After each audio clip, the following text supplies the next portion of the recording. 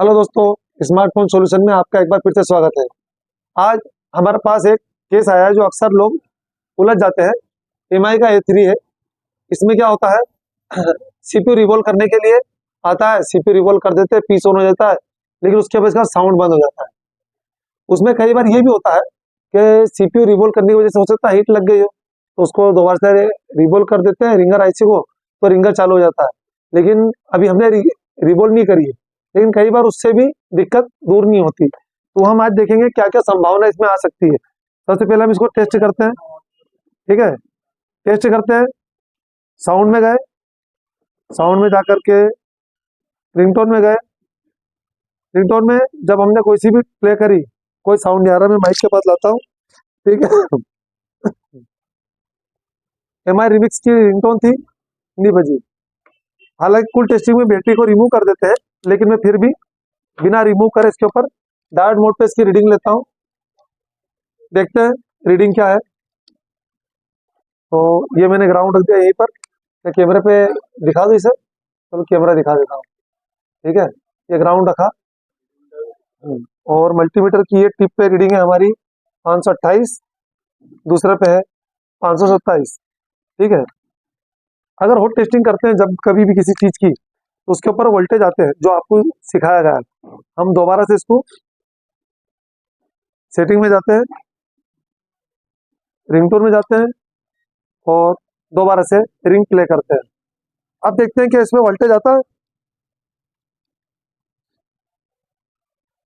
इन दोनों टिपों पे अगर वोल्टेज देखो, आ रहा है 0.931, इधर देखो नीचे दिखाओ।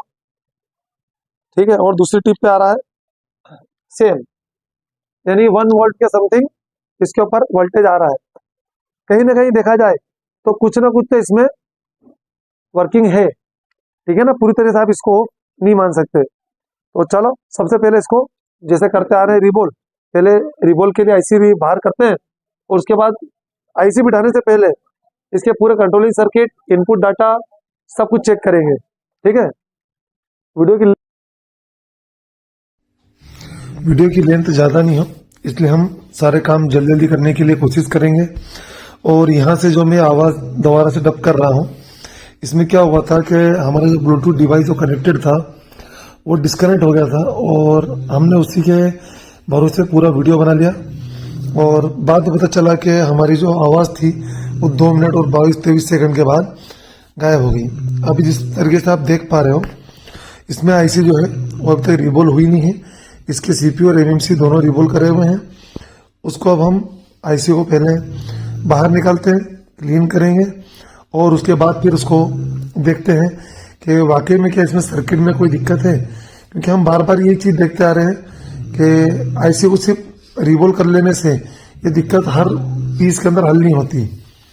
ठीक है, कहीं ना कोई सर्किट का कोई ऐसा कनेक्शन होता है जो डिस्कनेक्ट हो जाता है। उसकी वजह भी अपने को पता होना चाहिए। क्या होता है ना, जब हम इसका ग्लू काटने के लिए जाते हैं तो उससे जब कोई कनेक्शन किसी कंपोनेंट के थ्रू अंदर आता है, यानी कोई कंपोनेंट जब सीरीज में लगा हुआ होता है, तो उसके ऊंचे हो जाने से, किसी एक तरफ से ऊंचे हो जाने से उसका कनेक्शन टूट जाता है। ऐसी कंडीशन में हमको उसको प्रॉपर उसकी जगह पे बिठाना होता है। तो वही देखने के लिए हमने इस बार ये कोशिश करी है। देखिए, अब हम पहले इसको ग्लू कटिंग हो चुकी है, अब थोड़ा सा और प्री हीट भी हो गई, हीट हमने थोड़ी बढ़ी यहाँ पर, और इसको धीरे से पलटा के आईसी को बाहर कर लेते हैं। ठीक है, अब मैं आईसी को उठाता हूँ और आईसी बाहर हो गई। कोई बॉल हमको मेल्ट करी हुई आपस में ऐसी दिखाई नहीं दे रही यहाँ पर, जिससे हम ये माने कि हीट लगने की वजह से 2 बॉल आपस में शॉर्ट हो गए हों। वैसे भी हमने एक चीज़ देखी थी कि जब हमने इसको रिंगर की डायोड मोड पे इस पर रीडिंग ली थी, तो हमको हॉट टेस्टिंग के दौरान वहाँ पर थोड़ा सा वोल्टेज मिल रहा था। यानी आईसी वर्किंग में तो है, लेकिन वो जो वोल्टेज है उससे हम संतुष्ट नहीं थे। 0.9 जो वोल्टेज है, अगर वो देखा जाए तो रिंगर के हिसाब से काफ़ी कम होता है। तो पहले हम क्या करेंगे, इसके ऊपर रिवॉल्विंग करने के लिए पहले इसके ऊपर पीपीटी लगाएंगे 183 डिग्री का, ताकि सारी बॉल्स पे वो लग जाए जिसका मेल्टिंग पॉइंट कम हो। और इसको डिसोल्ड वायर से अच्छे से साफ कर लेते हैं। और फिर इसको हम 1 बाय 1 इसकी रीडिंग लेना स्टार्ट करेंगे। जैसा आप देख पा रहे हो हमारी जो वीडियो है वो अनकट है। पहली बार मुझे आवाज़ डब करने की भी कोशिश पड़ रही है, क्योंकि हम छोटे से छोटा वीडियो बनाने की कोशिश करते हैं। हमने देखा है कई वीडियो के कमेंट्स पड़े हैं जिनमें ज़्यादा लंबा वीडियो बनता है, उनको लोग स्किप करके देखते हैं और उस वजह से कई बार जो अच्छी पॉइंटेड बात होती है वो मिस कर जाते हैं।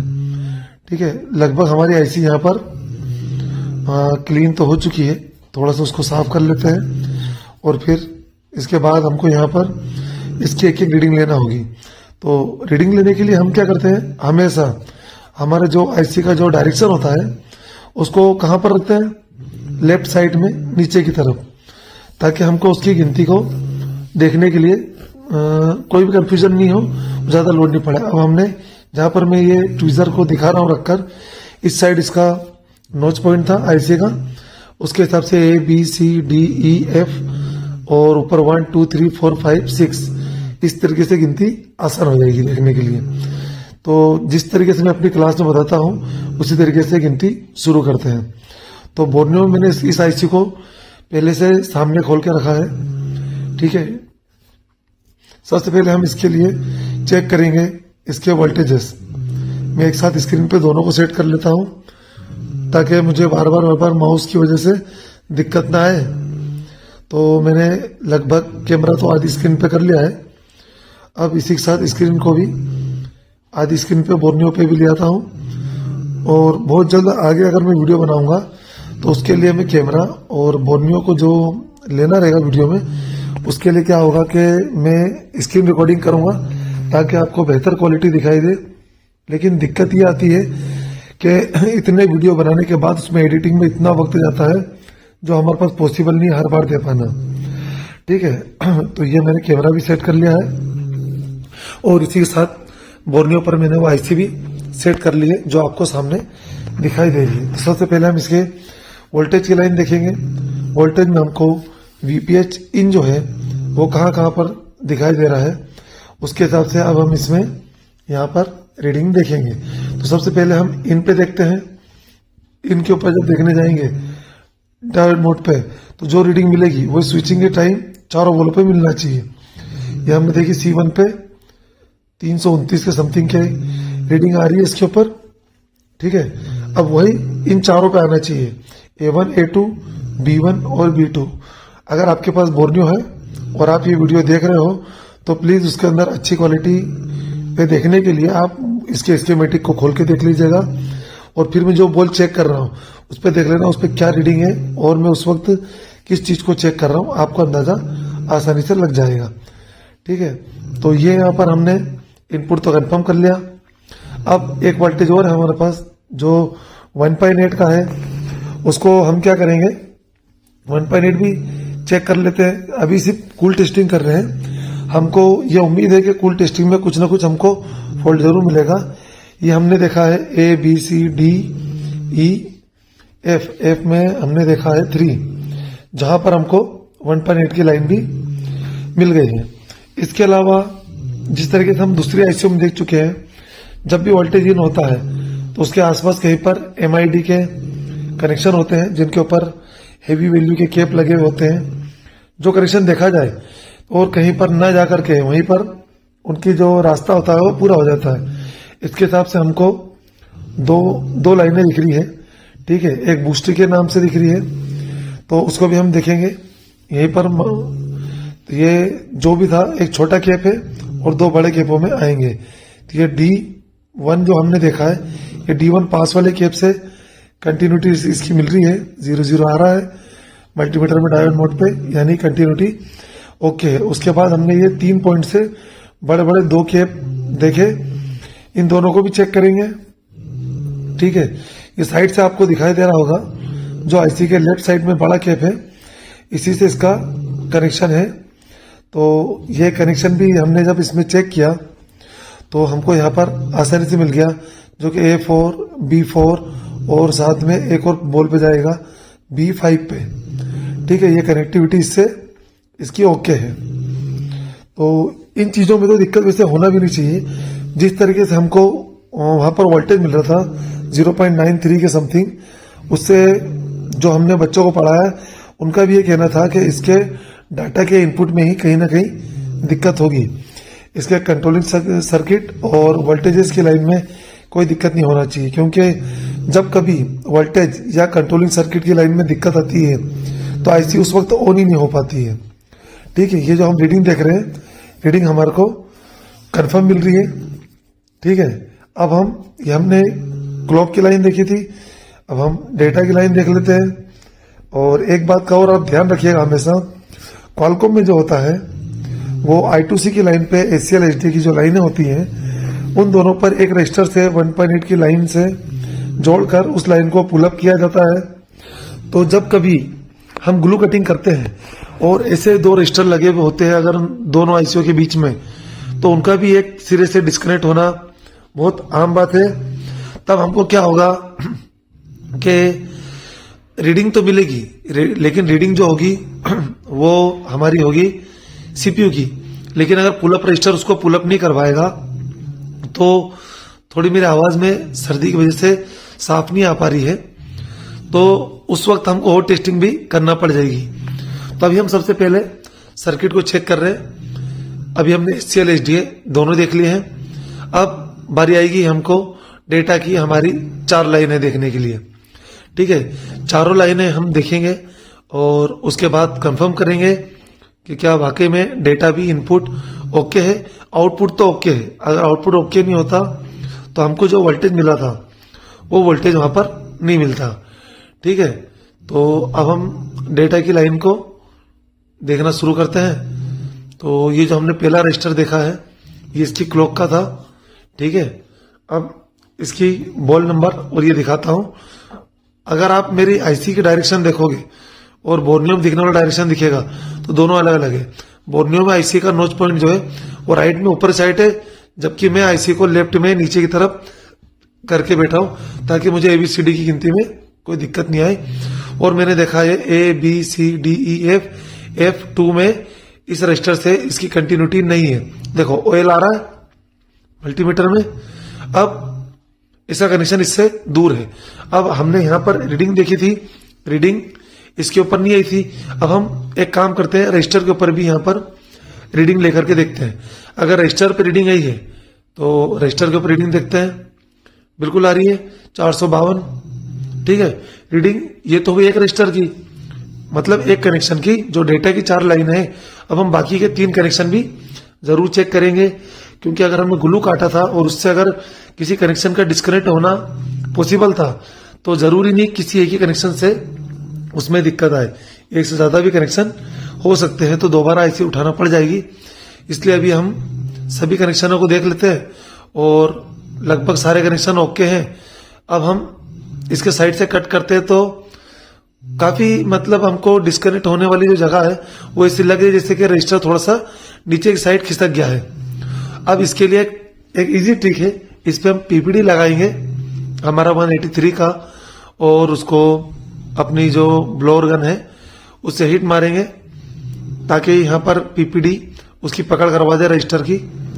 थोड़ा सा पीपीडी लिया हमने और लगा दिया है। लगाने के बाद अब उसको जब हिट मारेंगे तो वो अच्छे से वहां पर कनेक्शन को मेल्ट करवा देगा। वो जब मेल्ट होगा तो कनेक्शन अच्छे से जुड़ जाएगा। ठीक है, जैसे कि दिख रहा है आपको कि पीपीडी अच्छा खासा वहां पर लग चुका है, पिघल चुका है। तो हम ये उम्मीद करते हैं कि नीचे कनेक्शन हो गया होगा। दोबारा जब हम चेक करेंगे इसको तो हमारी जो लाइन थी ABCDEF F2 पर हमारी जो रीडिंग थी वो कुछ भी रीडिंग नहीं थी। अब चेक करते हैं क्या रीडिंग आई है वहां पर। हाँ, रीडिंग आ गई है। कैमरामैन उस वक्त सही से चेक नहीं कर पाया था, जब मैंने चेक करके जल्दी से हटा दिया था। रीडिंग हमारी ओके हो गई थी। लेकिन एक बात आप ध्यान रखिएगा, हर बार ये रीडिंग गायब हो ऐसा पॉसिबल नहीं है। आपको मैंने तरीका पूरी तरीके से दिखाया है किस तरीके से रीडिंग देखना है।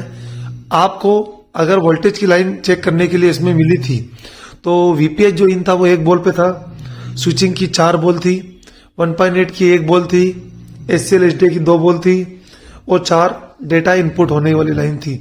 तो 6 और उधर की हमारी 6 बॉल उधर की थी, टोटल 12 बॉल है जिनको हमको चेक करना है। तो कोई इतनी बड़ी बात नहीं है, अगर आप 1 से 2 आईसी अगर आसानी से चेक कर लेते हो, अगर आप फ्रेशर हो, तो आपके लिए कोई बहुत बड़ी बात नहीं होगी कि आइंदा आप किसी भी नई आईसी को आसानी से चेक कर लो। और अगर आप पहले से तजुर्बा रखते हो तो फिर भी मैं आपसे ये उम्मीद करूंगा कि आप मेरे वीडियो को अगर देख रहे हो और आपके लिए इसमें कुछ भी नई बात है तो एक बार लाइक और सब्सक्राइब जरूर करें। ठीक है, हम आईसी क्लीन कर लेते हैं बिना देर करे। और हमारी ये वैसे तो उम्मीद रहती है कि हम एक बार में वीडियो बनाएं जो कि अनकट वीडियो हो, जिसमें किसी प्रकार की कोई एडिटिंग वगैरह ना हो, ताकि वो जो फ्रॉड होता है ना कि बोर्ड क्या दिखाया और काम क्या करा, वैसे फीलिंग किसी और को महसूस ना हो। ये हमने हल्का सा इसको बहुत मामूली साफ करा है, जबकि इस तरीके का आईसी को हम कभी भी इससे डिसोल्ड वायर से ज्यादा हार्ड अगर साफ करने जाते हैं तो क्या होता है, उसकी पॉलिश जो होती है वो खराब हो जाती है और उसके बाद आप देखते हो कि जो बॉल होती है आपस में शॉर्ट हो जाती है। ठीक है, अब बारी है उसको रिवॉल्व करने की। अब हम इसको जल्दी से रिवॉल्व करते हैं और फटाफट बिठा करके चेक करते हैं। और मैंने इसमें जब चेक किया है और उसके बाद जब मैं साउंड मेरे ब्लूटूथ वाले माइक से लगाया था तो साउंड तो हमको सुनाई दे रहा था, लेकिन जब माइक ही मेरा डिस्कनेक्ट हो गया और मुझे आवाज डबल से डालना पड़ रही है तो उसकी एक्टिव रिंगटोन की आवाज तो आपको नहीं आएगी। लेकिन उससे पहले मैंने एक काम किया था कि मैंने रिंगटोन बजाने के बाद एक्टिव वोल्टेज चेक किए थे। तो पहले जो स्टार्टिंग में मैंने वोल्टेज चेक किया था उसमें और अभी में दोनों में जो डिफरेंस है वो आपको आसानी से दिखाई देगा। तो ये देखो, हमने आईसी को साफ कर लिया है।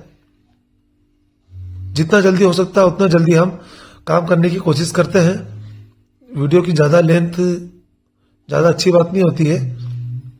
हम हमारी क्लास में एक टॉपिक को पढ़ाने से पहले उसके ऊपर एक दिन पूरी डिस्कस होती है, उससे रिलेटेड सारे फॉल्ट की संभावनाओं पर कि एक सेक्शन में कहां से क्या क्या फॉल्ट आ सकता है।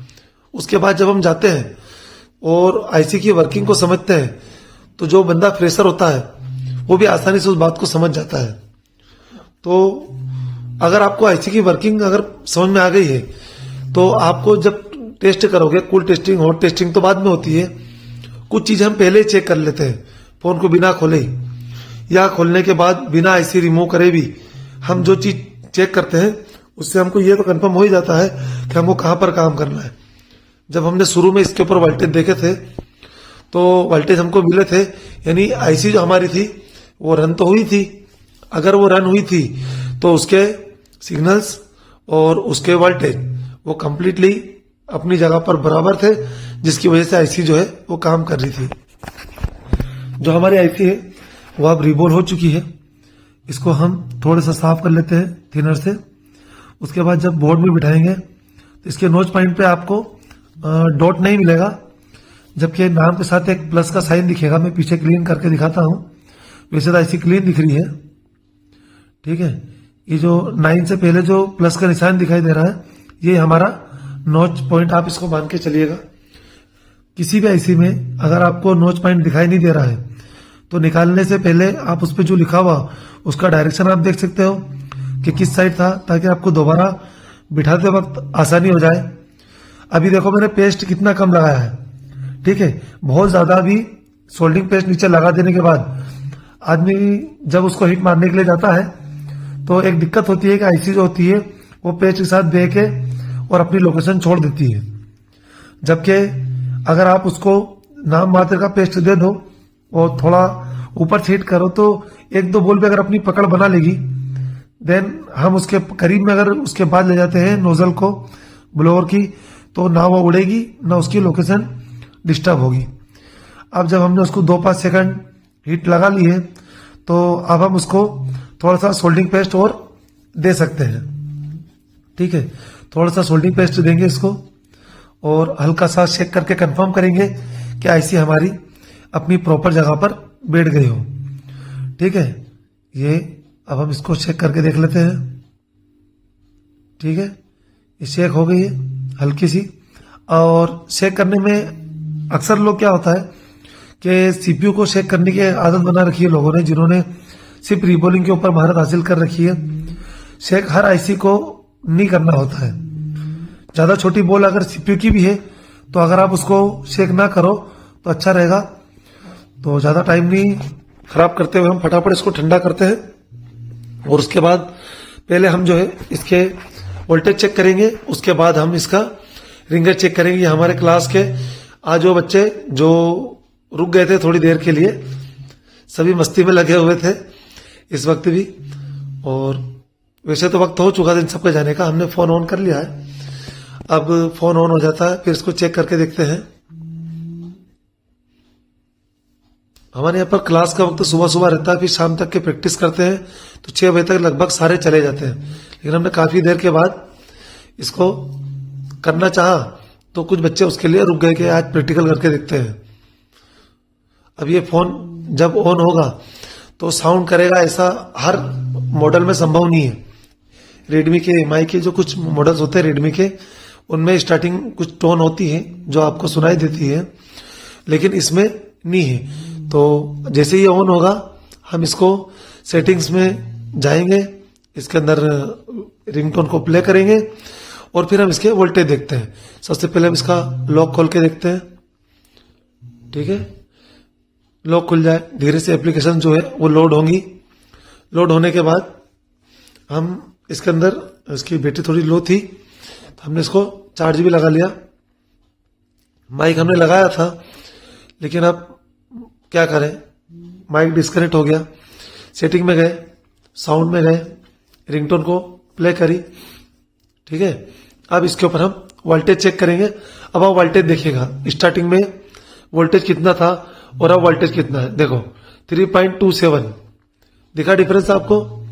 तो जब आपको किसी आईसी का वोल्टेज पता नहीं है, ठीक है, देखो अभी जब मैंने इसमें रिंगर डब्बी लगी थी तो साउंड आ गया था इसके अंदर, और बाकी बच्चों के साथ भी, और मैंने चेक कराने के लिए माइक भी निकाला था, लेकिन वो माइक पता नहीं कब बंद हो गया था, हमको पता ही नहीं चला, और हमने पूरा वीडियो बना लिया। और वीडियो बनाने के बाद जब उसको देखा तब पता चला कि अब इसमें वॉइस ओवर करना पड़ेगी। तो ये हमारी रिंगर हो गई। और मैंने इनको ये बताया कि आपको रिबोलिंग करना है, पूरी लाइव करना है, लेकिन आप उसी को काम मत मानना।